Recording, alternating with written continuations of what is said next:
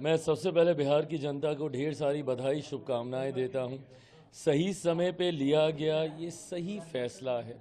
एक तरफ जहां हमारी डबल इंजन की सरकार एक ईमानदार प्रयास के साथ आगे बढ़ रही है, बिहार को विकसित राज्य बनाने के लक्ष्य के साथ आगे बढ़ रही है। जिस तरीके से मेरे प्रधानमंत्री ने पिछले साल सवा साल में बिहार को अपनी प्राथमिकता में रखते हुए बिहारियों को आगे लेकर जाने का उन्होंने प्रयास किया, मुख्यमंत्री नीतीश कुमार जी के नेतृत्व में जिस तरीके से जनता ने विश्वास जताया, और बिहार फर्स्ट बिहारी फर्स्ट भी मैं मानूंगा कि एक अहम भूमिका लोक जनशक्ति पार्टी रामविलास ने भी निभाने का काम किया। इन तमाम चीज़ों ने जनता के भीतर ये विश्वास जताया कि जहां एक तरफ एक ऐसा गठबंधन जो विकास की बात करता है, समावेश की बात करता है, वहीं दूसरी तरफ एक ऐसा गठबंधन जो अहंकार में डूबा हुआ है।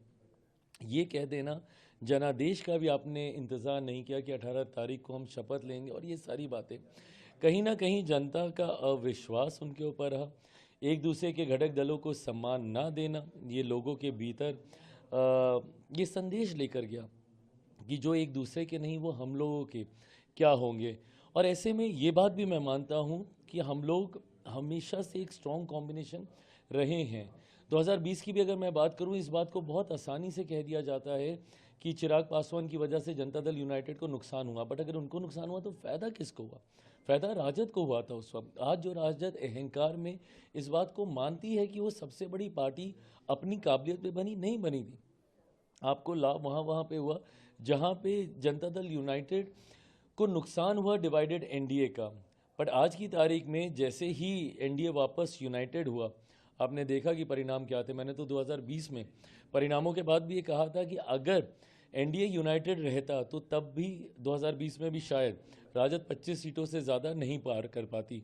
तो ऐसे में राजद तो अपनी ज़मीन 2010 में ही खो चुकी थी। 2015 में मुख्यमंत्री नीतीश कुमार जी की वजह से राजद अस्तित्व में वापस लौटा।